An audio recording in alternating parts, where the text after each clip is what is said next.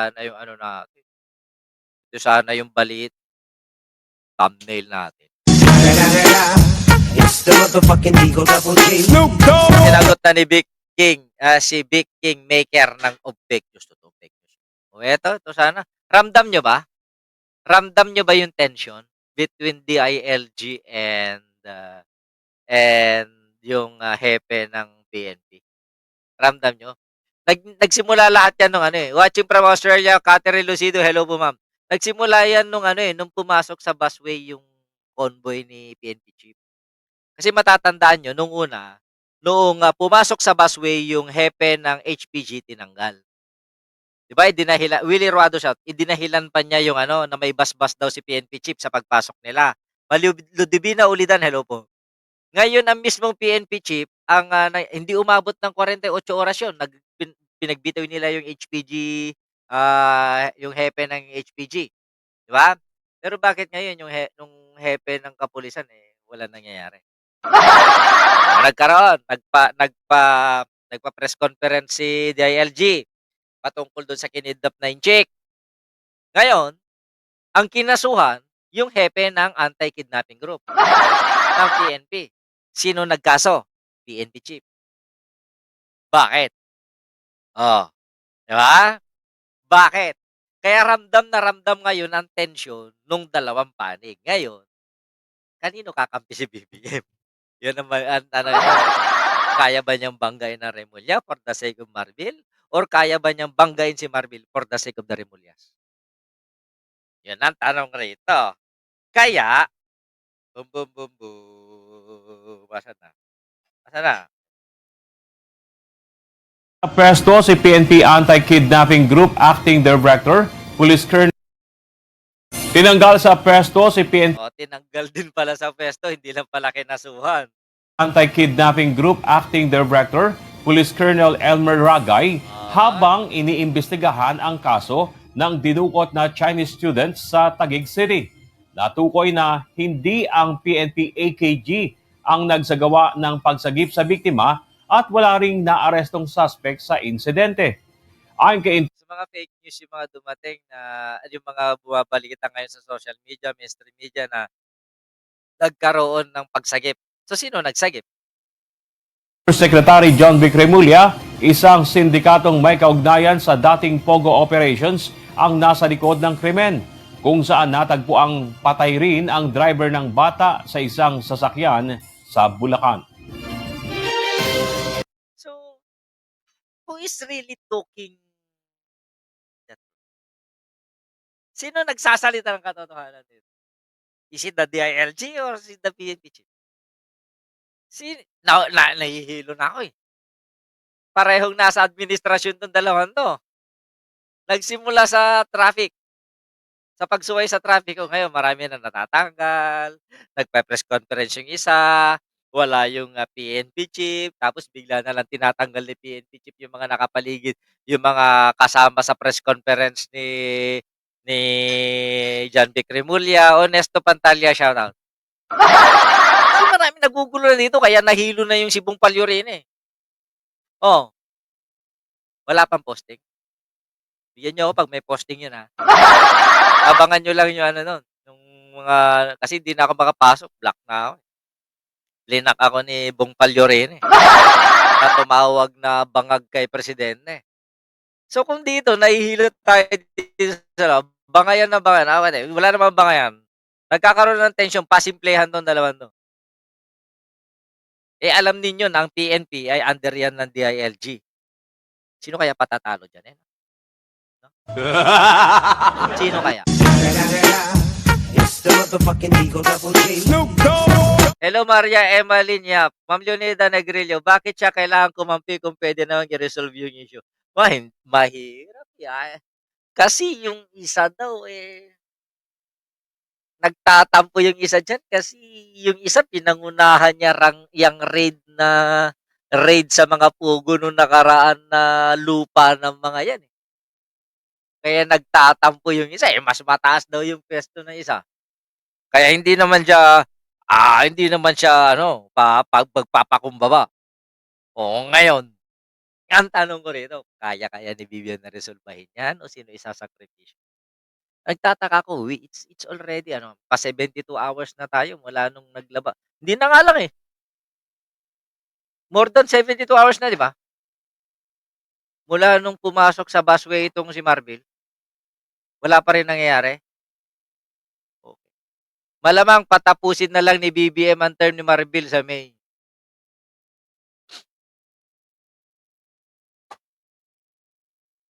'Pag magiging ano yan, magiging katulad na ng mga sasakyan ng mga senador na yan, basta bayaran lang yung multa, gayon. Yan na lang yan.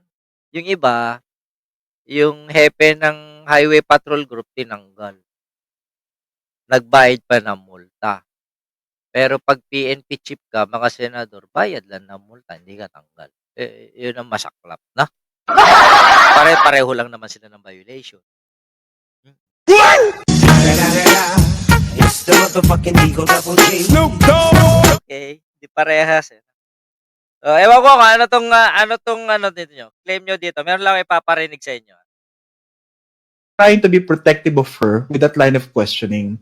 Kasi imagine mo, you built your career as a lawyer, as a trial lawyer. Ano masabi niyo rito? Ang ganda-ganda nung advocacies mo. Tapos, of course, this is her decision. Sumama ka dun sa administration. Mawawala yung independent voice mo. Paano kung hindi ka naman magtagal dyan? Di ba kawawa, nabahiran, yung isang tao na mataas ang integridad. Wow. And honestly, alam nyo, ito tatapatin ko kayo, no? Nung nabalitaan ko yung appointment ni Attorney Claire Castro sa Malacanang, nagulat ako eh. Alam nyo kung bakit? Kasi Bongbong Marcos needs Attorney Claire Castro What? more than Attorney Claire Castro needs this job. What? Saan galing yun? Anong basis ni Christian Esquerra? Na PBBM needs Attorney Claire Castro more than Attorney Claire Castro's needs BBM. Kung sa tingin niya, kung walang si Attorney Claire na lang nag-iisang pwedeng magtanggol kay presidente or lumaban sa fake news. Kung hindi tatanggapin ni Attorney Claire yung posisyon na yun, maraming magkandarapan na tanggapin yun. Hindi lang si Attorney Claire ang pinakamagaling. Nagkataon lang na siya yung bet nung kung sino man ang nagrekomenda kay PBBM. I really don't know. Sana magpakita ng basehan tong sila. Well, sinabi naman yan. Nasa kanya lang yun. So, para may mali. I was actually trying to be protective of her with that Very protective siya. Pero inamin na naman nila na first time nilang magkausap nung interview ni Christian Esquerra. Sabi ninyo, inggit. Sabi ninyo, bitter. Is he deciding now for Attorney Claire? Alam ko si Attorney Claire, abogado yan, nasa tamang edad, nasa tamang pag-iisip at hindi niya kailangan man ng anumang opinyon, hindi naman opinyon para sa kanyang gagawin. Di ba? Sa tingin ninyo, si BBM nangangailangan ng tulong from Attorney Claire? I don't think so. At saka malaya naman si Attorney Claire. Natanggihan. Well, kung ako kay Attorney Claire, I will say that is a privilege for me to work with the administration. Tignan ninyo ngayon yung views niya ngayon, tumataas. Tignan niyo yung pagiging sikat ngayon na Attorney Claire, hindi matawaran because she is with the government. She is with the administration, doing fine, doing good. Hindi ko matatawaran yung trabaho so far ni Attorney Claire. Pero kung magpapa-apekto si Attorney Claire dito sa mga kasama niya, labeled as yellows, wow. Hindi mapapataas ng mga kasama niya to. Hindi mapapataas ni Attorney Claire, ni Christian Esguerra ang popularidad ni Attorney Claire. Ang laki ng budget sa tool na yun, tapos magigiba kaagad samantalang yung mga ginagawa ni Apulacay hanggang ngayon matitibay po, may kumita kaya? O, yung tanong lahat. Grabe ang palipad at congratulatory araw-araw. Because she is harvesting the fruit of her labor. Diba? Ngayon, parang ewan ko kung ano ang dahilan, may karapatan ba itong si Christian para maramdaman yung mga angst niya sa buhay? O baka naman gusto niya siya maging undersecretary ng PCO. Kasi baka iniisip ni Christian na mas magaling siya dahil mas marami siyang subscriber. Wow. It's the motherfucking Eagle Double G. Yun lang yung mga ano ngayon, mga usap-usapin ngayon. Ito napadaan lang sa wall ko, sa Facebook. Ano pa 'to? Bukas na 'to. Punta ako kanina kay Dado na naman. Nag-comment na naman ako dun, bobo. Nagba-vlog na may kodigo, may sablay pa. Kasi kanina habang nagba-vlog may binabasa, may listahan ng topic ang tanga. Tapos yung ipapaliwanag, magkakaiba. Anak, RR Biyernes shoutout. Puntahan nyo, panoorin nyo, Nervin the Retro Gamer, hello. Panoorin nyo yung live stream ni Dado kanina, ang bubo. Binabanatan niya yung mga supporters at kaalyado ni Duterte. Oo. Hindi naman sa sinisisi ko, si Presidente Duterte. Annabel Baseg, shoutout. Christian Pro Duterte, hindi, pro yelo yun eh. Hindi naman pro Duterte yun. Iskera, yelo yun, yelo. Diba? Ayokong manood ng bubo. Hindi, napadaan lang ako dun. Totoo lang. Ngayon nyo dapat ipakita ang inyong suporta kay Presidente Duterte. Isa pa yan. Yang mga sumusuporta kay Sara Duterte. Mga manggagamit kayo. Mga mangga, ganun siya. Taas ng tama ni Dado. No? Nagalit yan kasi tamang hugot at posisyon ni Atty. Claire. Balaya Elena Aylarte, shoutout. Ang binoto ata ni Atty. Claire si Lenny. Pero nung nanalo si BBM, nirespeto niya. Yun naman ang dapat. Yun naman dapat. Kapag nanalo na ang isang politiko pagkatapos ng eleksyon, you have to respect it. Kasi nga you have to respect the essence of votation. Na yung majority ang dapat nasusunod. Kasi naman kayo naman, kasi mga nasa majority naman, di ko rin masisisi itong mga dilawan at mga DDS. Kapag nanalo na kayo mga pula, wag na kayong mangangantsaw kasi ito ugali nyo mga loyalista. Kayo talaga mga loyalista kayo. Kayo yung nagpapasimuno ng gulo. Nung nanalo si BBM, anong ginagawa nyo? Mga talunan, mga dilawan. Gunaganyo, sinisigaw nyo, pinuposte nyo sa mga Facebook. Siyempre, yung mga dilawan na yan, may damdamin din yan. Lalo-lalo na yung mga DDS na tanga. Kahit tanga yung mga yan, marunong din silang masaktan. Kasalanan nyo yun. Kinimbag ngarabi katatayo amin na po ngagbuyag hindi bagjet idol banatam amin. Nga bubo nga suportado kini Digong kini misa ka pa. RR Biyernes. Alam mo na nga mga bubo, sasabihin mo pa, syempre masasaktan yan, magagalit, gaganda yan. Sasabihin na naman nila, nasaan yung 20 pesos na kilo ng bigas? Bangag ang presidente ninyo, bayaran ka. Yan na naman sasabihin ng mga, padadamay na naman kami. Isipin mo rin kasi ang nararamdaman at kalagayan nila. Eto lang talo na. Talo na, kakantsawan mo pa. Syempre mabuburyong yan. Alam mo naman may lahing mental yung mga yan. Syempre tayo naman, pag gumanti ang mga yan, gustong-gusto natin sila nilalaro. Tinatawan-tawanan natin. Kasi mga bubo nga eh. Di ba? Alam na natin mga bubo sa ngayon. Baba na tayo ng mga pahaging ba? Yung tulad nung ginawa ni BBM na bumili ng suka ay pinabili ng suka, pagbalik may siusi na. Kahit walang pangalan, naariin nila. Sasabi mo, bobo, gano'n nga lang. Ba't mo ko tinawag ni bobo? Bobo ba ako? Bebidensya ka? Bangag ka. Supporter ka ni BBM. Ganyan lang ang sagot. Diba? Totoo naman sinabi ko, 106. Rasunjun TV, hello. Kaya bawas-bawasan ninyo ang pangangantyaw sa mga dilawan at DDS.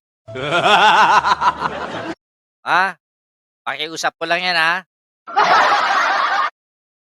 pwede ba? Bawas-bawasan natin pangangantyaw sa kanila. Bakit nawala yung ano ko? Nawala. Bakit nawala ng monitor ko sa TV? Ayan. Jeffrey Sebastian, shoutout Lods from South Korea. Eto naman, Norma, tawa ng tawa. Jeffrey Sebastian, anong ginagawa mo sa South Korea? Ba't di ka pa umuwi sa bahay nyo? Wala ka bang pamilya? Wala kang minamahal na uwian? Wala ka syota? Di parehas tayo. Na lang. Shoutout. Diba? Linda Salazar. Ay, buti na naman. Wala dito si Trucks talaga. At malamang natatakot yan si Isguera na mag-change ang view ni Attorney Claire sa mga Marcoses. Mare-realize ni Attorney Claire na better pala mga Marcos at tignan ninyo ngayon ang suporta ng mga loyalista kay Attorney Claire, hindi kayang ibinigay yan ng mga dilawan. Oh. It's the motherfucking Eagle Double G. Naghahanap ng pera. Eh kung naghahanap ka ng pera, di pumunta ka ng bangko. Ang daming pera doon, hindi nga lang sa'yo. Hanap lang pala eh. Di pumunta ka sa bangko. Ann Castillo, sir, napanood mo na ba yung rally ng Team Suka sa Laguna? Ayokong panoorin dahil ang konti nila. Sinabi nilang libo-libo, ang totoo 999 lang pala. Break it down. Marami na ng mga DDS sinasabi. Eto na, punong-puno. Ganyang kamahal ng tao yung mga kandidato ni Digong. Ipinangako si Digong. Dumating na ba si Digong? Covered court. Pukin ng inang yan. Magkakasya daw ng ilang libo. Hoy, binilang ko isa-isa yung mga ulo ninyo. 999 lang. Tanga. It's the motherfucking Eagle Double G. Yung kalahati nun, nasa labas, nagtitinda. Hindi pala nakirali. Nagtinda lang para makapaghanap buhay. Ibinilang nyo na. Ang dami nila loads, mga 300 ata yun. Pwede. Sabi mo ng 450. Punong-puno ng katanga ng mga DDS. Yan na naman na sinasabi ko. Sasabi ko lang kanina, RR Biyernes. Bawas-bawasan mo yung pagsasabi sa kanilang tanga sila. Maniniwala sila. Kahit na totoo, paniniwala pa rin na rin na yan. Mas maraming vloggers at pulis kaysa yung mga pulis. Natawa ako. May nagpasimpleng yan. Ay, hindi ko naman kinukopya kasi baka mabash. No, may mga pulis na pawis nagrereklamo. Wala daw merienda, mga hayop na yan. Nag-aaway ka hindi ako nang-aaway, pinagsasabihan ko lang. Na huwag kayong mga away, mga loyalista. Sundin natin ang sabi ni BBM na dapat tayo mga loyalista, dapat makahayop tayo. Mahalin natin ang mga hayop, alagaan natin sila. Ha? Pagkain ba ang handa? May sumet nga tangada, buti pa ang bobo may gamot eh. Ang tanga wala. 50K daw. Anong 50K? So, sa mga DDS na to, wala tayo. Sabagay, mahilig mag times 10 yung mga yan eh. O yung nangyari dun sa sa Cebu, sabi nila 40,000. Putang ina, 4 mil lang maximum nun. O, ang ginawa nila, ninakaw nila yung screenshots ng mga concert, yun ang ginamit ng mga tanga. Akala naman ay sorry, binanggit ko kayong tanga. Totoo naman, pagpasensyahan nyo na, tanggapin nyo na lang. O ginamit nila para maniwala tayo. Hindi nila marunong tayo magsaliksik. Inuunti-unti ni BBM hakutin ng mga magagaling sa dilawan.